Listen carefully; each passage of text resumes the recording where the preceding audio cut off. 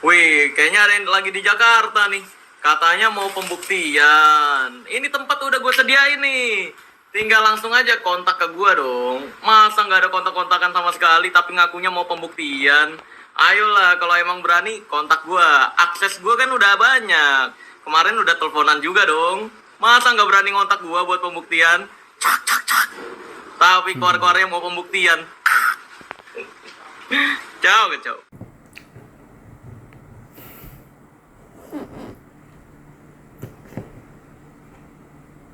Beberapa hari ini sangat banyak video yang beredar mengenai seorang konten kreator YouTube, yaitu Pesulap Merah, yang mana beliau ini notabene adalah seorang pesulap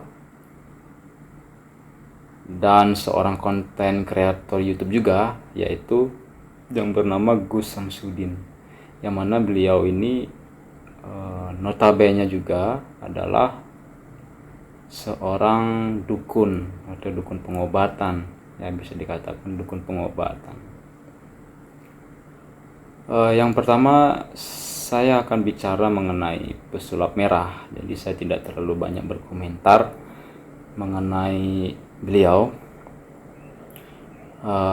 Di sini beliau mempunyai niat yang baik, yaitu untuk mengedukasi masyarakat atau memberitahu kepada masyarakat bahwa ini loh, saya juga bisa melakukan seperti apa yang dilakukan oleh dukun yang berkedok agama pada umumnya, seperti misalkan mengeluarkan api tanpa korek atau mengeluarkan asap tanpa api, dan yang mana pesulap merah sudah membongkar trik hal-hal seperti itu di channel YouTube-nya sendiri. Jadi bisa saya simpulkan di sini bahwa pesulap merah hanya ingin memberitahu bahwa apa yang dilakukan oleh Gus Samsudin dan mungkin juga dilakukan oleh dukun-dukun lainnya yang di luar sana, semua itu bisa dilakukan hanya dengan sebuah trik, bukan dengan mantra-mantra atau ayat-ayat tertentu, apalagi sampai membungkus hal itu dengan agama. Jadi semua itu sebenarnya dilakukan karena ada trik dan ada caranya, seperti itu. Yang kedua, kita bicara mengenai Gus Samsudin. Jadi di sini beliau juga mempunyai niat yang baik sebenarnya untuk menolong orang yang sakit.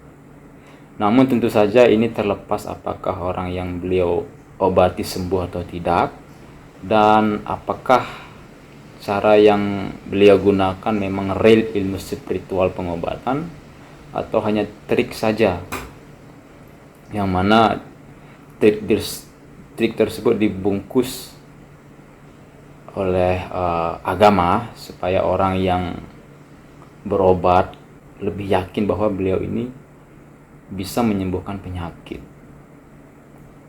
Karena ya tidak bisa dipungkiri juga di Indonesia ini, kalau sudah berjubah agama, berpenampilan agamis, kebanyakan masyarakat akan menganggap bahwa apa yang dilakukan adalah panutan dan patut dipercaya, seperti itu. Jadi saya akan memberikan pendapat-pendapat saya di sini mengenai kedua beliau-beliau tersebut. Hal pertama yang perlu diketahui, mengapa orang-orang harus berobat dengan jalur dukun? Kenapa beberapa orang, bahkan kebanyakan orang selalu berobat menggunakan jalur dukun, pengobatan dukun? Mengapa? Kenapa? Dan bagaimana seperti itu? Karena mungkin ini alasannya ya. Karena mungkin secara medis penyakit mereka mungkin tidak bisa disembuhkan atau lama sekali sembuhnya, dan mungkin juga belum menemukan titik terang apakah penyakit yang mereka alami bisa disembuhkan atau tidak. Makanya mereka akan mencari alternatif lain untuk berobat, yaitu dengan cara meminta pertolongan ke orang pintar atau yang disebut dengan dukun. Dan biasanya orang-orang seperti itu mempunyai pemikiran seperti ini: secara medis penyakit saya tidak bisa atau susah disembuhkan, atau mungkin bisa jadi saya terkena penyakit non medis, mungkin terkena santet kah, mungkin ketempelan kah, atau apalah itu, saya tidak tahu. Intinya ketika secara medis tidak bisa ditangani, maka orang akan berpikir bahwa penyakitnya tersebut bisa dikategorikan masuk ke dalam non medis. Ya, penyakit dalam non medis ini seperti apa? Ya, seperti santet, guna-guna, ketempelan, yang bersifatnya penyakit yang tidak bisa dibuktikan secara ilmiah, yang tidak bisa diperiksa atau diteliti secara kedokteran. Makanya mereka akan berpikir untuk memilih jalur dukun seperti itu. Hal yang kedua, percaya atau tidak bahwa penyakit bisa tercipta karena pikiran. Ya, karena pikiran. Dan percaya atau tidak, penyakit semakin parah itu karena pikiran. Jadi hati-hatilah dengan pikiran. Jadi ada yang namanya bahasa kedokteran, yaitu gangguan psikosomatis. Ini merupakan kondisi yang umumnya terjadi karena stres, cemas, takut. Nah, penyakit ini akan melibatkan pikiran dan tubuh kita dan berujung pada munculnya penyakit fisik. Jadi dalam pemikiran kita akan mempengaruhi tubuh kita, dan akhirnya penyakit itu muncul secara fisik dan kita rasakan dengan fisik kita, itu melalui dari pikiran. Itu disebut dengan gangguan psikosomatis. Gangguan psikosomatis menyebabkan pikiran mempengaruhi tubuh. Pikiran mempengaruhi tubuh dan pada akhirnya menyebabkan penyakit muncul atau penyakit bertambah parah seperti itu.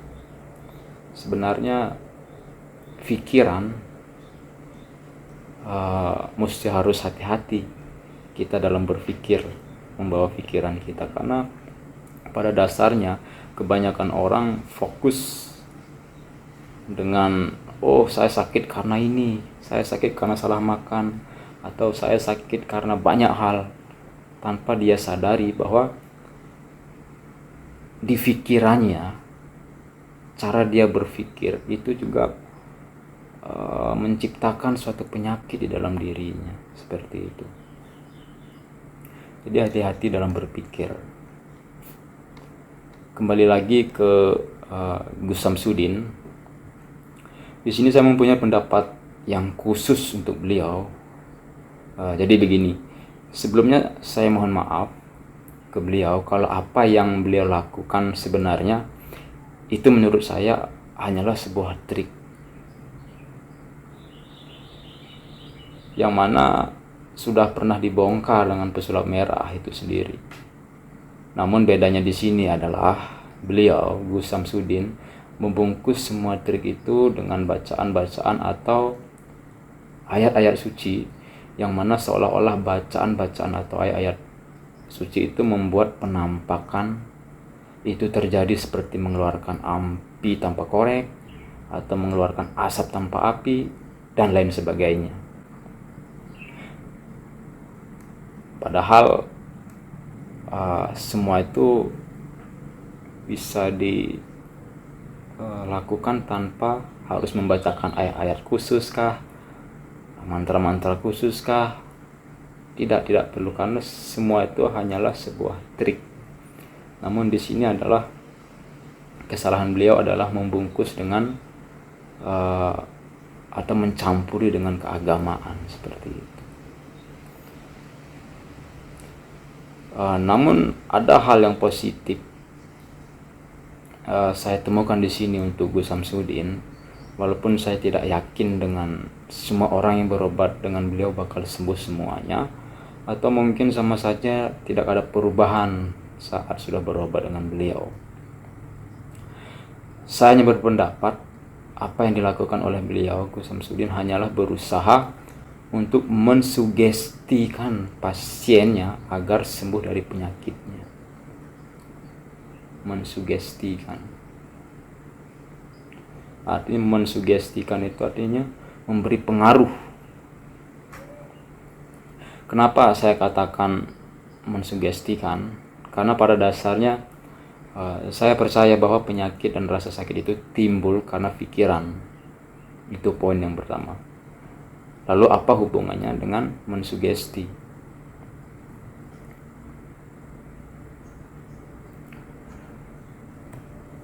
Beberapa dekan Gus Samsudin seperti mengeluarkan penyakit melalui buah kelapa, mengeluarkan api tanpa korek, dan masih ada beberapa adegan lainnya yang beliau lakukan, dan itu semua bisa dilakukan dengan sebuah trik. Hanya dengan sebuah trik.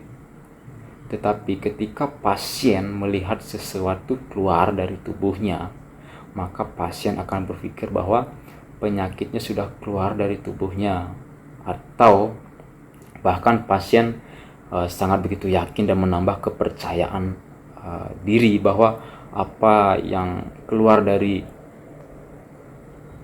tubuhnya adalah penyakit yang selama ini dia derita. Seperti itu. Maka dengan otomatis mungkin awalnya pasien tersebut berpikir cemas karena penyakitnya, dan setelah melihat penyakitnya keluar, maka otomatis pola berpikirnya akan berubah. Pola berpikirnya akan berubah. Dari sebelumnya sangat cemas akan penyakit yang dialaminya, namun karena melihat penyakitnya keluar atau merasa penyakitnya itu sudah keluar melalui seperti Gus Samsudin lakukan, seperti melalui media buah kelapa. Jadi yang mana di sana itu ada adegan dari buah kelapa tersebut keluar ada beberapa sesuatu, bahkan airnya menjadi keruh seperti itu, dan pasien akan berpikir, oh seperti inilah penyakit yang keluar di dalam tubuh saya melalui buah kelapa ini. Dan di sana pasien akan berpikir bahwa penyakit saya sekarang sudah keluar melalui buah kelapa tersebut.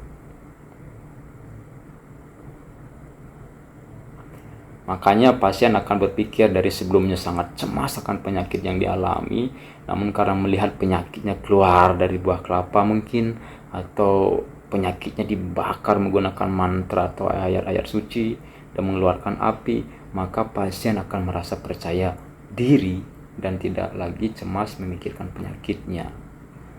Nah, dari sini adalah poin yang saya ingin tuju adalah bahwa apa yang dilakukan oleh Gus Samsudin itu merupakan salah satu mensugesti. Nih misalkan ada orang yang bertahun-tahun sakit itu misalkan,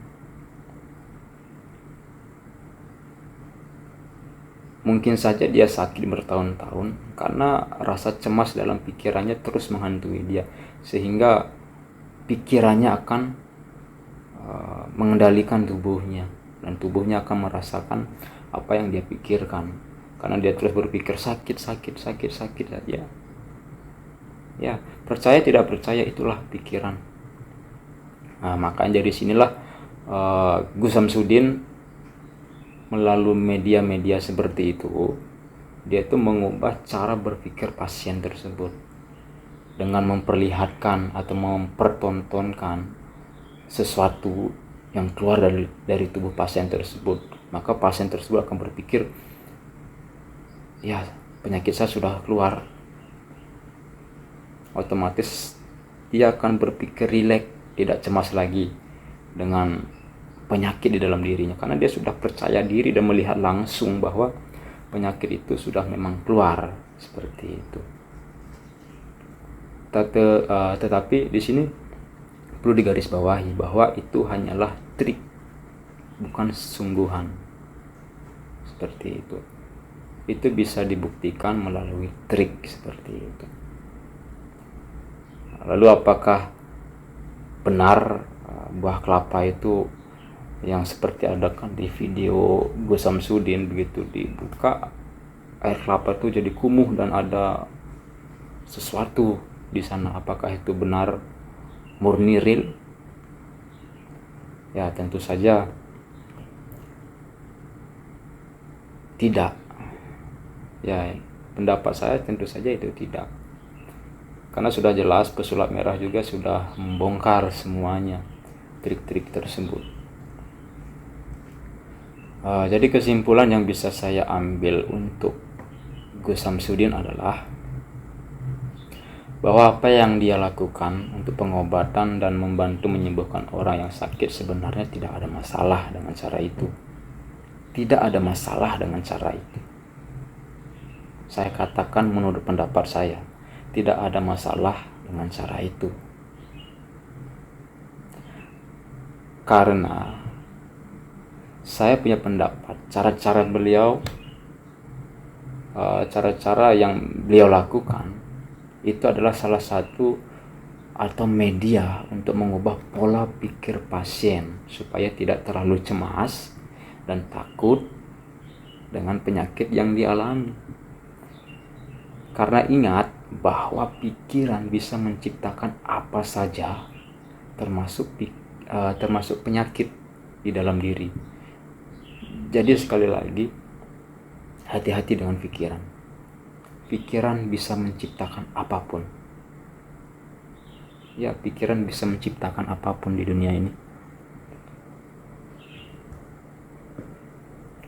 Jadi berhati-hatilah dengan pikiran. Dan saya juga ingin memberikan sedikit saran untuk Gus Samsudin, supaya baiknya tidak lagi menggunakan sebuah agama atau ayat-ayat tertentu untuk semacam hal itu, untuk pengobatan dan untuk apapun itu. Jangan mencampuri dengan agama atau berkedok dengan agama, karena pada dasarnya inti permasalahannya adalah, mungkin salah satunya adalah karena beliau memakai agama dan ayat-ayat suci untuk melakukan hal tersebut, sehingga itu berkesan melakukan pembodohan, penipuan, pencemaran atas nama masyarakat dan agama, seperti itu. Tetapi kalau beliau menganggap bahwa apa yang dilakukan itu bukanlah trik semata, atau itu memang real dari beliau pelajari, silahkan buktikan hal itu. Buat masyarakat percaya kalau memang hal itu tanpa rekayasa dan penipuan, seperti itu. Jadi mungkin itu saja pendapat saya menurut saya pribadi.